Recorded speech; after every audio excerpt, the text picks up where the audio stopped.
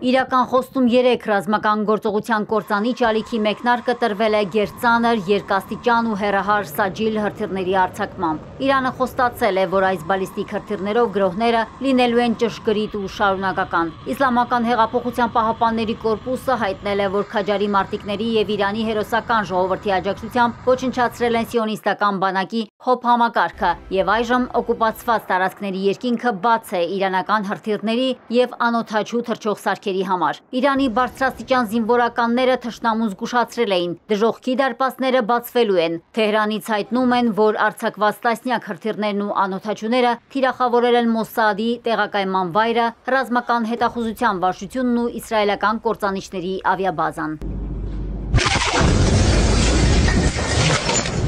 Բալիստիկ հրթիռներն իջել են նաև Իսրայելի հարավում գտնվող Սորոկա բժշկական կենտրոնի վրա, որի տակ ըստ Իրանի տվյալների գաղտնի ռազմաբազա է եղել։ Իսրայելը հերքում է այս պնդումը։ Թող ամբողջ աշխարհը տեսնի, որ Իրանի ռեժիմը թիրախավորել է հիվանդանոցը։ Սակայն Իսրայելում կան նաև այլ վայրեր, որոնք թիրախավորվում են, այդ թվում բնակավայրեր, որտեղ խաղաղ մարդիկ են ապրում։ Եվ այս ամենն անդադար կրկնվում է։ Անկախ վտանգից իրավապահներն անում են հնարավորը քաղաքացիներին պաշտպանելու համար։ Շենքը լուրջ վնասվել է, կա մի քանի տասնյակ տուժած։ Մենք շենքից նախապես տարհանել ենք մարդկանց, նրանց տեղավորելով ապաստարաններում, որտեղ ավելի անվտանգ է։ Այդ քայլերի շնորհիվ կարողացել ենք փրկել մարդկանց։ Չպետք է մոռանանք, որ նրանք թիրախավորել են հիվանդանոցը։ Սա կարմիր գծի հատում է, ահաբեկչական գործողություն, որն աններելի է։ Իսրայելի արտաքին գործերի նախարարությունը խիստ դատապարտել է հիվանդանոցին Իրանի հարվածն այն անվանելով միտումնավոր եւ հանցավոր։ Իսրայելի պաշտպանության նախարարն էլ հայտարարել է, որ Խամենեին պետք է պատասխան տա բոլոր հանցանքների համար։ Իրանի վաղկոտ բռնապետը նստած է ամրացված բունկերի խորքում եւ դիտավորյալ հարձակումներ է իրականացնում Իսրայելի հիվանդանոցների եւ բնակելի շենքերի վրա։ Սրանք ամենասարսափելի պատերազմական հանցագործություններն են եւ Խամենեին դրանց համար պատասխան է տալու։ Այդպիսի մարդը չպետք է գոյություն ունենա։ Իսրայելցիների պնդմամբ երկրի կենտրոնական Ռամատ Գան քաղաքում իրանական հրթիռների անձրև է տեղացել։ Ամենուրեք ավերածություններ են ու փլատակներ։ Զանգվածային տարհանում է սկսվել, կան տասնյակ վիրավորներ։ 40-ամյա ուկրաինուհի Տատյանա Կուրակովայի մտքով անգամ չէր անցնի, որ ռուս-ուկրաինական պատերազմից 2022-ին Իսրայել տեղափոխվելուց հետո կհայտնվի մեկ այլ մղձավանջի մեջ։ Ես հասկացա, որ հիմա հարված կլինի ու պետք է արագ հավաքվեմ։ Սարսափած էի, որ հիմա ամենը կփլվի։ Այս ամենն ինձ Ուկրաինայի պատերազմն է հիշեցնում։ Ես մինչև հիմա սարսափելի երազներ եմ տեսնում, թե ինչպես են ռումբերն ընկնում, ինչպես են փախչում դրանցից։ Ինձ մոտ հուսահատության զգացողություն է։ Հոգեկան աշխարհս խանգարված է։ Ամեն պահի մտածում ես ողջ կմնաս, թե ոչ։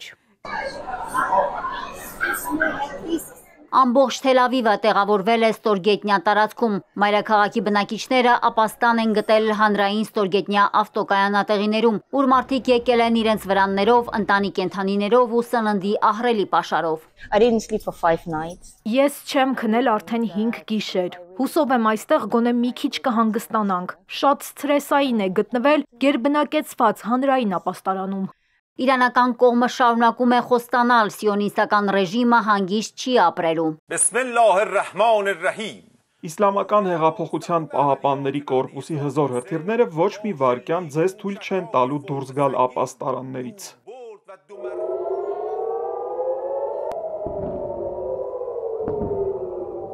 Միաժամանակ Ցախալն ինտենսիվ հրթիռակոծում է Իրանի մայրաքաղաքն ու մյուս բնակավայրերը։ Իսրայելը շարունակում է թիրախավորել նաև ռազմավարական օբյեկտները։ Իսկ միջուկային տեխնոլոգիական կենտրոնների հարևանությամբ ապրող իրանցիներին խորհուրդ է տրվել արագ տարհանվել։ Իրանական կողմը երկրի ներսում շարունակում է Մոսադի գործակալների ակտիվ որսը։ Այս անգամ մայրաքաղաքի Նավաբ թաղամասում հայտնաբերվել են 127 կիլոգրամ պայթուցիկ նյութեր։ Անկախ իսրայել-ամերիկյան սպառնալիքներից ու ճնշումներից Իրանի հոգևոր առաջնորդը դիմելով ժողովրդին կրկին համախմբման կոչ է արել։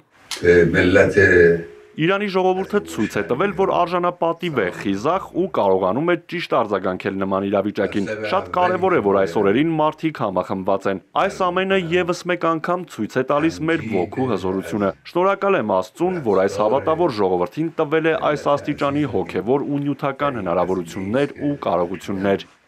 Վտանգավոր հռետորաբանություն է հնչում նաև օվկիանոսի այն կողմում։ Միացյալ Նահանգների նախագահն Իրանի վրա հարձակման ծրագիրը հաստատել է, սակայն գրոհի վերաբերյալ վերջնական որոշում դեռ չկա։ Սպիտակ տան ղեկավարն առայժմ ձեռնպահ է մնում գրոհից, հույս ունի, որ Իրանը կհամաձայնի հրաժարվել իր միջուկային ծրագրից։ Թրամփը դիտարկում է նաև Իրանի Ֆորդո ուրանի հարստացման ստորգետնյա օբյեկտի վրա հարվածելու տարբերակը։ Միացյալ Նահանգների նախագահը պնդել է իր կարծիքը, որ Իրանը չպետք է միջուկային զենք ունենա, ասելով հետևյալը. «Կարող է անեմ, կարող է չանեմ, ոչ ոք չգիտի, թե ես ինչ եմ պատրաստվում անել»։ Մարիկ Օստանյան, Էպիկենտրոն։